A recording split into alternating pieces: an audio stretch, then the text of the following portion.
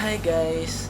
So yan dai dire ug karon maghisgot ta og mga uncommonly Filipino words o mga dili kay ginagamit sa ato ang mga katawhan karong panahona. But before ta maghisgot ana nga mga words nga dili kay ginagamit, nganong maghisgot pa manggid ta ana nga mga words? Ha? Nganong maghisgot pa man ta? So, mao maghisgot ta ana nila kay to preserve our culture, our language, to unlock new knowledge about our language and to learn to love our language. Okay. Sayang kay ato mga ginabuhat sa ato mga ancestors, ato mga efforts sa mga ancestors sa paghimo ana mga words nga mga unique.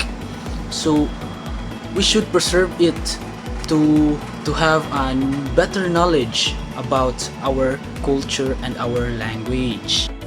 Ug usa po dahil ana, maka-proud po biya nga naatay mga uncommon Filipino words nga naibaw-an kay like imagine na lang good like nakahibaw na ka na mga words niya. Proud gid kay ka nga Filipino gid ka ba kay nakabaw gid ka na nga word. Proud ka nga nagdako ka nga Pilipino. Oh my God! Wow! Ang tatlong salita na ating pag-uusapan ngayon na hindi pamilyar sa ating kultura at lengguwahe ay ang salitang hudhud, irog, at salipawpaw. Guys, makinig kayo dahil ipaliwanag ko ang mga kahulugan na bawat salita at magbigay din ako ng mga example o mga halimbawa sa bawat salita para maintindihan niyo ng maigi. So, ang unang salita ng ating tatalakayin ngayon ay ang salitang hudhud.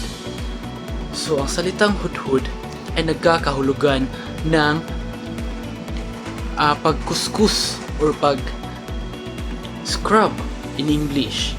So, ito ay ang pagkuskus ng mga dumi sa ating balat or sa ating skin. So, in English, in simple words, so ang pag-scrub ng mga dirt sa ating skin. So, yan guys. Magbigay ako ng halimbawa para maintindihan niyo ng maigi ang salitang hudhud. Anak, hudhuran mo ng kalamansi ang inyong balat. What if ayaw ko? Ang pangalawang salita naman ay ang salitang irog nga nagkakahulugan ng sinta or ang call sign mo sa imong mahal na sa buhay or sa imong kasintaan. So, irog. So, ang halimbawa naman niyan ay ako ay nakikipagkita sa aking irog mamaya. At ang panghuli naman na salita na ating tatalakayin ngayon ay ang salitang salipawpaw or salipawpaw. So, ang salitang salipawpaw ay nagkakahulugan ng eroplano or airplane. So, ang salipawpaw ay isang transportasyon nga para makapunta tayo sa ibang bansa ng mas mabilis. Ang halimbawa ng salitang salipawpaw ay kami ay sasakay ng salipawpaw papunta ng Singapore.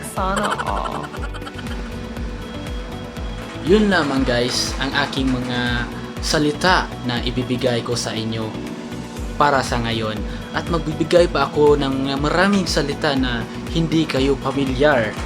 At hindi ngayon pero sa susunod na video ko na ipopost ko, magbibigay pa ako ng mga maraming unfamiliar words na matutunan nyo at sabay tayong matuto at sabay tayong makinig sa aking mga ibibigay sa inyo.